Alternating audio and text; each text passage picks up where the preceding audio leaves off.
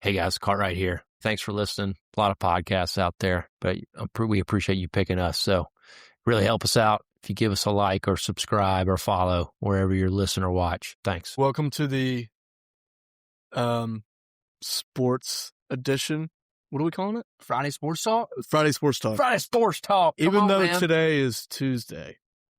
Dude, don't tell Sorry, them I should that. have said that. They don't know. We're wearing the same thing we wear. They don't still. This is amazing because so we've done research on like podcasts and like all this stuff, posting stuff. And it's always cool to have your main core subject being what we talk about, guys in their 20s and 30s, men are forged. Becoming a man, learning the mistakes that you have to learn. Anyway, go listen to it. You'll find out.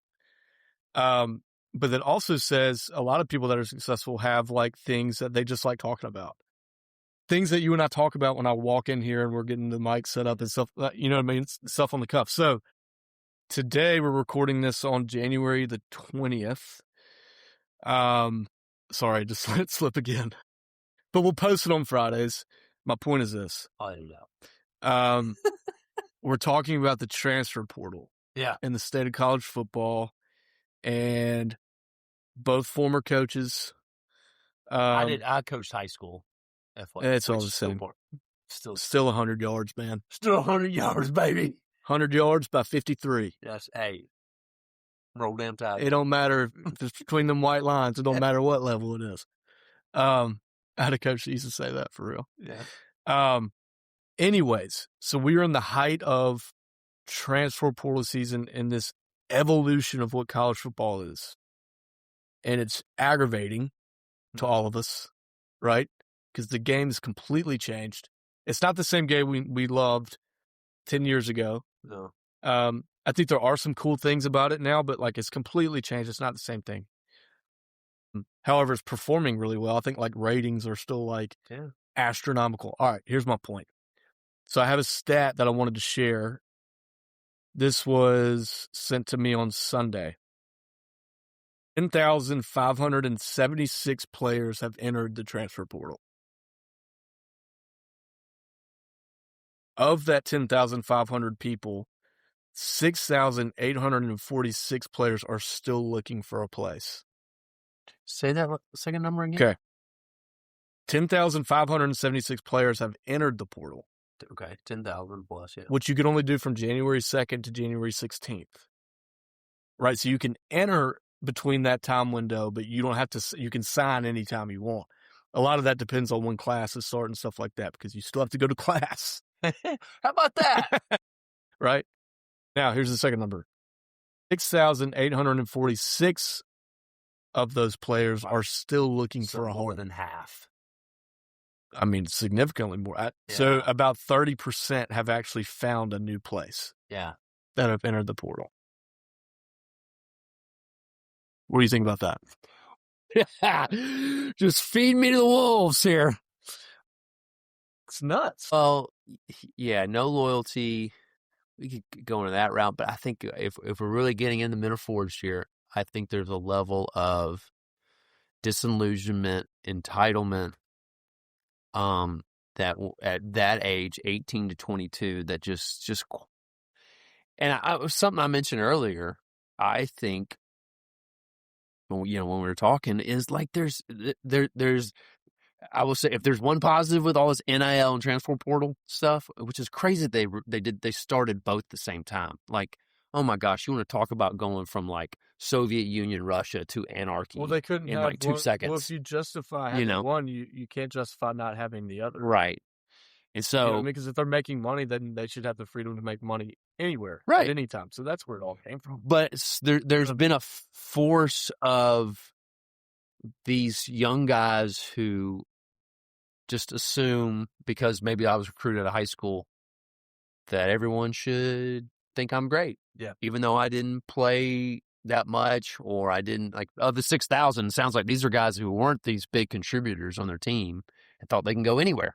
Thought they had any choice and to make money or more money than they had before. And It's just, I think it shows, that they're being forced into learn real world business related things. That the more money that is being put into these programs, especially now private equity is getting into it. If you go to Utah, like they want production. You said this production, so that's going to be there's a P&L, statement. They're going to be learning like.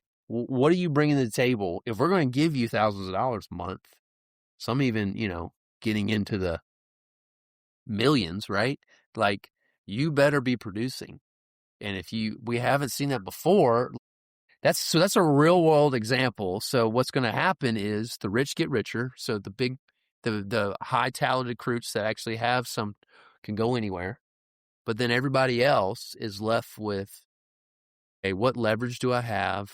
What relationships have I built to vouch for me, right? Which is a real world thing. Like I have to find some level of leverage to get my foot in the door, or I have to find like anybody who's ever been on a job hunt, it's like you can't just sit here, even your resume, and hold that up because most everybody especially with AI now, they all kind of look the same. Yeah, you have to have somebody and your connection with, and who you built it. I think the big thing, I think.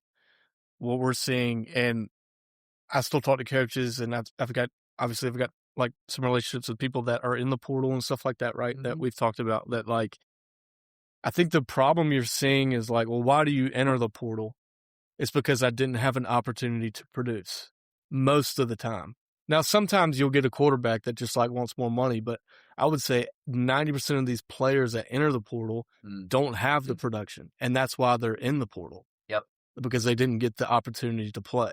Yeah. Well, if you now have the schools that are on their main value, so when they filter, there's this massive database of all the players in the portal, all their stats, all their stuff. That's how it works, and they can all access it with contact information, stuff like that. Well, if you're filtering out all these players by production, well, there's going to be a majority of guys that don't have that production. Mm-hmm.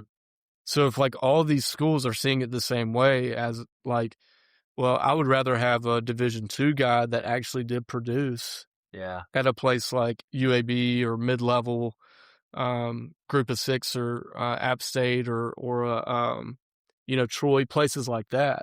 So even they're seeing it that way. Well, if you have a guy that was at Auburn or Alabama that didn't produce, they're not as valuable as I think they used to be just having had been to a place. Right. You know what I mean? Because, national championship was last night. I mean, they're writing articles about this now. The 13 JMU guys who came with Signetti.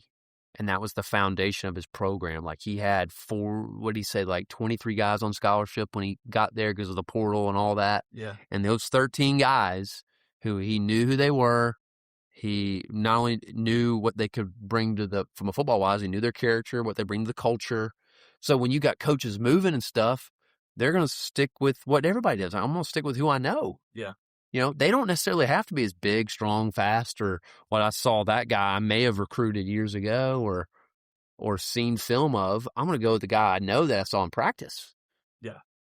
We just saw a national championship built off that. Yeah. Undefeated season. On 16-0, first time like in 2 centuries. The last team, which I can't believe we grew up, they played 11 games per year, and now they bumped it up to 12, and now if you're in the playoffs, you played 3 more. So apparently Yale in 1894 went 16-0. Really? That's the last time that's happened. God, man. Isn't that wild? Yeah. I mean, it's just I hope a whole nother conversation, by the way. Yeah. I mean, I hope they can like yeah. Anyway, first of all, we don't know who's in charge. There is no one. It's anarchy. And so, you hope you can like get this figured out. And I've got hope that they will, but it's right now it just doesn't feel like the same thing. Like, and I know that's like, well, yeah, duh, but it just doesn't. Like, it doesn't have the same feel. That's why I think it's probably kind of refreshing for a lot of us to see Indiana win. Yeah. Because it's like, well, they did get a lot of transfers, but they played such a team game. Like, they were so balanced. They had, they can run the ball. They can obviously throw the ball to Mendoza. They make clutch plays. They played defense at a really high level. You don't see them make mistakes. Yes. Where Miami lost that game in a lot of ways because of just sloppiness and like you just didn't see. And I was, to your point to that, Bo, did you see at the end of the game when the Miami guys started throwing punches at one of the guys? Yeah. No, what did the Indiana dude? He just kind of backed up and kind of said, looked at the Miami coaches and go, come get your guy. Yeah. Because I think, well, one, that shows a level of discipline. Yeah. And I think he may have been more afraid of his coach than he was than having a fight.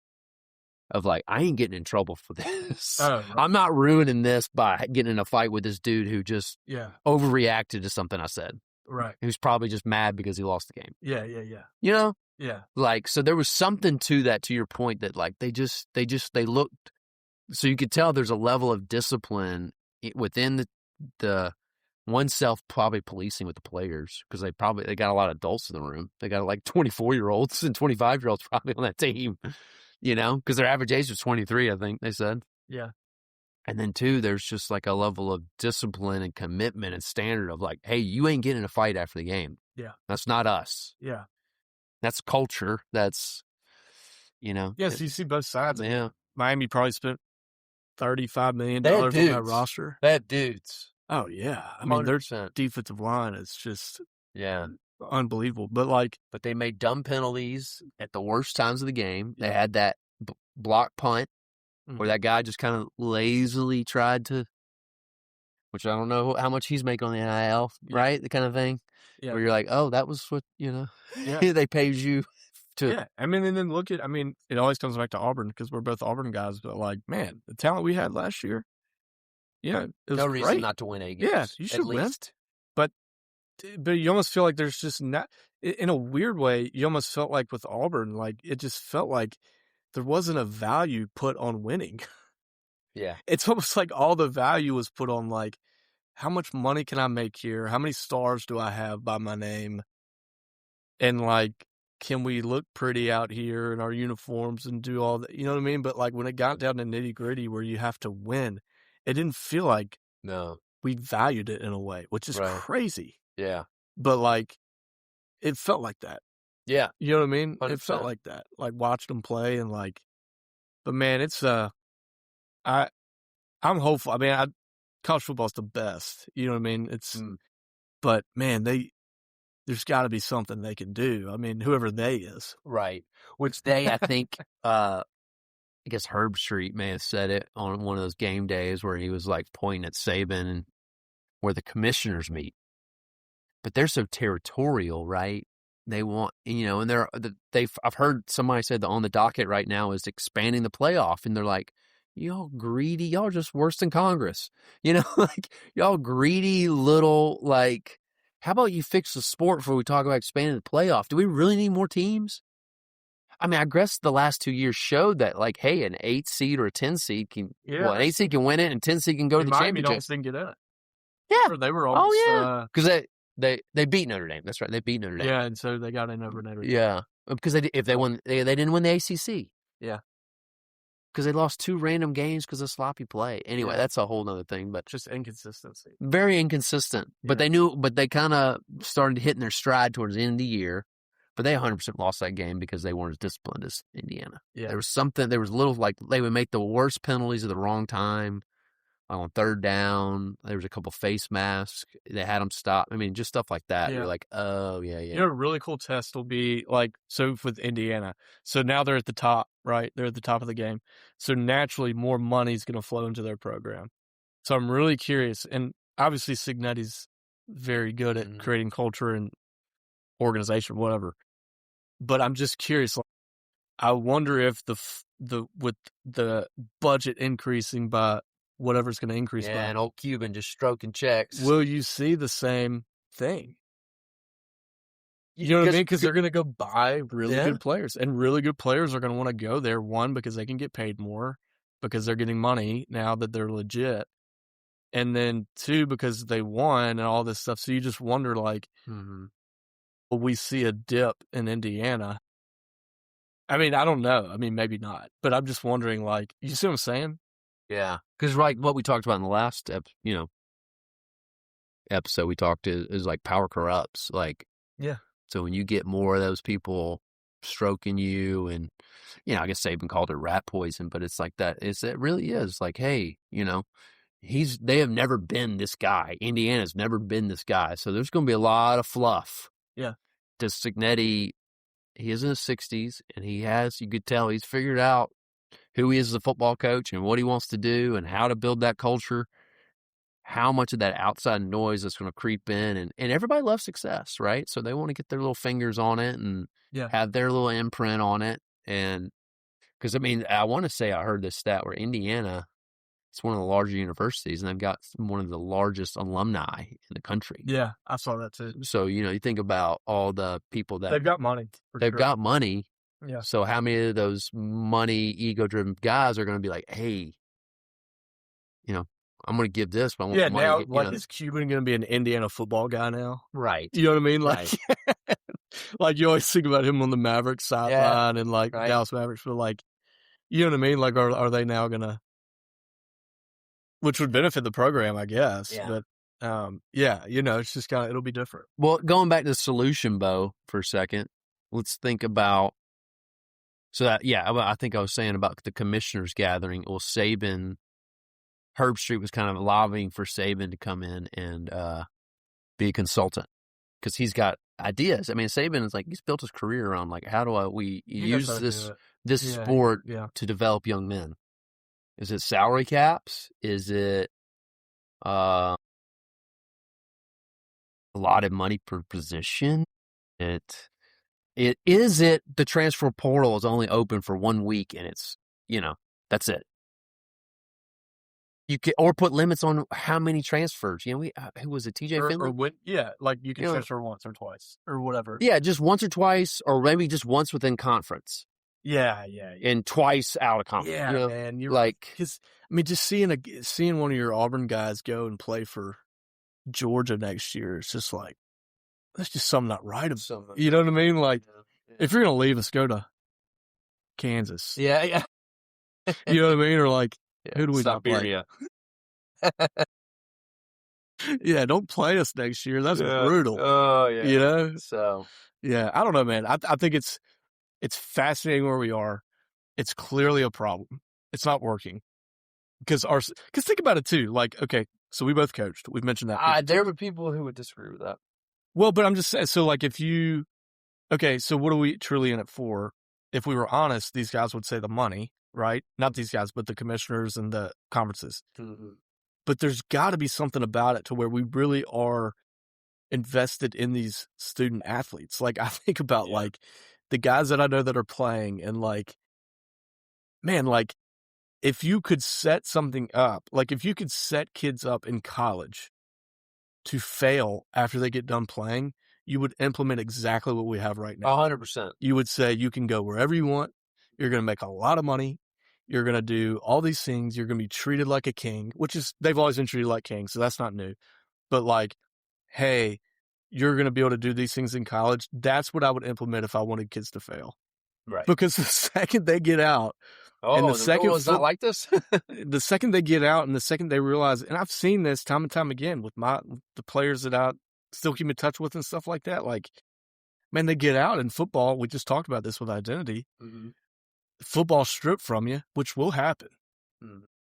It's going to happen to Fernando Mendoza last night. It's going to happen to the guys that are quarterbacking in the NFL right now. It's going to happen to all of them. Yeah. And so when that happens, are we setting these guys up for success? Well, no, we're not, because one, we're teaching them that we'll just pick up and leave. Yeah. If things don't feel comfortable to you, then pick up and leave. Yeah. So we're teaching them that, one. And then two, we're flooding them with all this cash while doing all that. And so what happens when you're making $350K at Auburn and then you graduate, you don't get to play in the NFL, and then you get a job for $45, $50K? Yeah, if you got a college degree, maybe. Yeah. Is that what we're talking about? Right. So how's that going to work? And we're, because they're student athletes, how much is actually going in to actually teach them how to use that money, like budgeting, investing, all that stuff? I think they say they try to do that, but guys, that's going one in, you're out the other. No, yeah. I mean, that's just you're not getting anywhere with that. No. You know what I mean? Like, because what's a budget if you're making $50,000 a month? Oh, yeah. I mean, there's Yeah. there's no need for a budget. But I mean, And they don't have any but they're expenses. college. They don't have any expenses. They're in college. Yeah. So they literally, if they allotted themselves like a small percent and put the rest into the market or into an investment or whatever, like they probably wouldn't necessarily need a job. Yeah, they do great. So that's where you're just like, how do we actually, since they're student athletes, teach them how to use that money? Yeah. I don't know. Yeah, I don't know how you do that. That's a tough thing. Because I mean, I don't know, somebody along the way taught Gronk because he didn't spend any of his playing money. Yeah, that's right. He only lived off his sponsorships. Yeah. You're like, and that guy's living like a king. He's got another job, but he don't have to work that hard. No. Yeah. I mean, gosh, there's so much. I don't know. We could take this many routes, but I think there is like what is the solution? And who do these commissioners, will they, take away some of their power and go, hey, we'll put somebody there. I guess there is an NCAA president, I think, or put somebody as a commissioner of college football. Because the NCAA doesn't make any money off the playoff. Oh, it's the college football playoff thing or whatever. It's separate. Well, I mean, but then also, and I think most importantly, so there's all these great ideas of a salary cap, and I think that's great. I mean, yes, I think you should have a salary cap. You should probably have do they need to be their own union? Like, do the players need to have a union? And then, you know what I mean? I mean, there's stuff like that kind of get into the weeds. But yeah, if you want to do a salary cap, that's fine. How do you enforce it? Yeah. Okay, so these SEC schools have $20 million a year to sign their rosters. Well, if you don't have any teeth in the NCAA to enforce it, then who cares what the salary cap is? Right. You could say the salary cap's $20 million, but I mean, okay. So, but if you're not going to enforce it, then Texas is still going to spend $50 million. Yeah, you know what I mean. So, like, you got to have that pace too. Which people say they. I don't know how they always did, and now it's just legal, right? Right. Right. Like the whole rumor of Eric Dickerson at SMU, and he said he took a pay cut to go to the NFL. Yeah. Did he say that? Which I think was a joke, but probably true. Probably a little bit true. Because back then they got the death penalty for having to pay players, right? Because in the 80s, the NFL guys were probably making. Oh yeah. Anyway, yeah, cool, good subject. Anything else on that, Bo? I mean, I feel like we're just scratching the surface a little bit, or you just needed to vent a little bit. I need to vent a little bit. For those that, I mean, obviously y'all know this is pretty close to home right now. Yeah. Stuff. Uh-huh. But yeah, man, it's kind of like, it's coming from a place that you love the game so much, and didn't play the game, but I got to coach the game, and like, we're always resistant to change, and just thinking about the actual student athlete and all this. It's like, well, they need to make money. Okay. Yeah, probably so. Mm-hmm. You know what I mean? But gosh, like, it's the same people that are like, they need to make money, that it's like totally okay when they strip football away and then just leaving the kid on his own. Yeah. You know what I'm saying? So it's like, man, like, so people that are in it, man, you see the guys when football is stripped away. And most of the time it's not good. You know what I mean? And all their resources and help go away. And like, so yeah, you paid them and that's great. You made a little money, but like in the long run, for 80% of these athletes, I don't think it's a good thing. Mm-hmm. And maybe I guess that's my hot take. I just don't see how in the long run this benefits these guys. If they did what you say and invest some money and do all that stuff, I think that's good. But man, flood these students with cash and then snatch it away the second that football goes away just doesn't feel to me like a model where they win. No. And I think right now the impression and everybody, the kind of the cool thing to say is like, well, they need to get paid because then they benefit. Yeah, for a few years they benefit. Right. But you don't see them 2 years after they're done playing. They don't benefit then. No. I think they benefit more, and there's some sort of compromise there. But I don't know. Which is wild, because to sit here and think about really when you talked about the loyalty piece, I don't know. I guess it doesn't happen much. That model, this originally got started just because of like jersey sales and likeness, Right. which is so hilarious. I should be able to sell my autograph. Yeah. I should, when my jersey flies off the shelf at the local university store, and I should be making money off that because that was my jersey. And there's a really good argument for that. 100%. I mean, and that's where it got started. Or the NCAA college game day, my likeness being on there. That's a great point. That's where it all started. That's not where we are. Yeah. So I think I agree with that. Yeah. I think I agree with, like, should Johnny Manziel be able to sell an autographed jersey? Yeah, probably. Yeah. You know what I mean? I mean, he's the one that's, like, added the value to that jersey. So, like, sure. But all this other stuff. So how did it turn? That's what I mean, almost like it went from Soviet Union, Russia to anarchy. Yeah. Where there's nothing. And it's like, can we not find a middle ground here? Yeah. It feels like everyone's scared of getting sued. Yeah. Yeah. That's how it feels. Yeah. Which is, yeah. And everybody's in the room just kind of looking at each other like, who's going to be the one to kill? Yeah. To help this. Yeah. But to me, it's like, you know, I love, like, I've loved coaching these guys, and, like, you know, all these guys come from such unique backgrounds and have such unique stories. So I'm not saying they're all the same, but in a way, there's a lot of similarities to how they think and how they're maturing. And, like, you can see that over time. And again, I'll go back to this point. If I can think back to some of my players, like some of the guys in my wide receiver room, if I wanted to really put them in a position to fail, what I would do is, hey, you're going to make a lot of money here while you're here, and you can leave anytime you want for greener grass. Potential greener grass. Yeah, not even to you, greener grass. Yeah, yeah. And that's exactly the system I would implement if I wanted all these guys to not have a successful outlook on what their life is going to be when this game is taken away from you. Yeah. You know? And and I will only coach you as hard as to a level that will make you comfortable. Yeah, exactly. Because I don't want you to leave me. Yeah. Yeah. Yeah. Which is a great relationship. Yeah. I mean, I think it's just lost the microphone. Because I keep playing with it. I think it's kind of, I feel sad in a way. Like I kind of feel sad for them. Yeah. You know, just because it's like, gosh, we're just not doing these, you know, it's all wrapped in this beautiful gift wrap of we're helping these guys out. We're not. Yeah, that was the whole message at the beginning. These guys deserve it. Yeah. We know these guys. We're not helping them out. No. This is not helping them out. No. And that sucks. Yeah. Because that's what it should all be designed to be. Got to win games too. Like, you know, you got to go, you got to spend the most money. I mean, there probably be a direct correlation.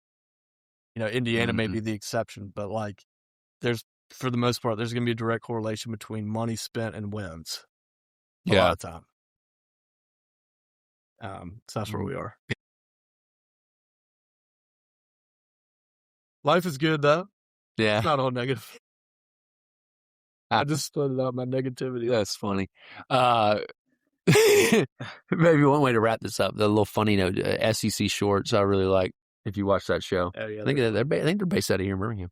But anyway, they did a whole like report card in this season for each team, and they did a little bit of with Missouri a parody of Moneyball, which is kind of true. And you don't, like if you're not making, it's like if you're not don't have the money, the NIL money, like all these other guys, you got to figure out some way, like the Oakland A's did, to gotta get on base to compete, right? Got to get on base. Yeah. We could feel the team with, So it was funny. It was funny. Right. Anyway, cool. Sports Talk Friday. Sports Talk Friday. Or Bo's therapy session. Yeah, right. We're talking to NIL. If people disagree with me, tell me. That would be great engagement. Yeah. Tell me. Please. Yeah, I think I'll tell you why you're wrong. Yeah. And also in the episode, in the description, I think we have a link to send a question in. You can you can literally do that in the description. You could text it in, I think. Really? Do that through Buzzsprout. It's pretty cool. Anyway. We can just argue to everyone. Yeah. That's a pretty modern day thing, right? Yeah. What if this whole thing just shifted from like this ministry that we're doing with 20s and 30s, and it just turned into like call-in sports radio? Well, it started out, Bo, let me tell you why you're an idiot.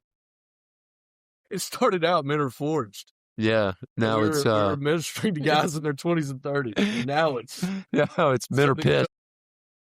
Men Are Pissed. Anyway. All right. Until next time. Hey guys, Cartwright here.